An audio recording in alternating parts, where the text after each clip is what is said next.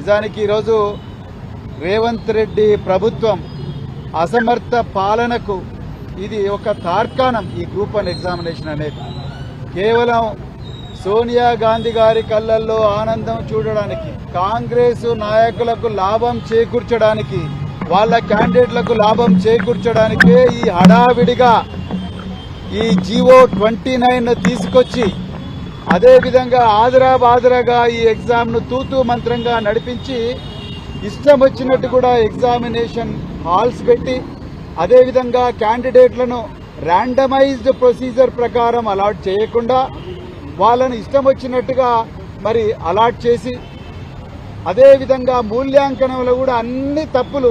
ఒకటో తరగతి పేపర్ దిద్దే ఉపాధ్యాయుడు కూడా తప్పులు చేయడు, కానీ అలా టీజీపీఎస్సీ అధికారులు అన్ని తప్పులు చేసి ఇలా వేలాది మంది నిరుద్యోగుల నోట్ల మట్టి కొట్టిండ్రు.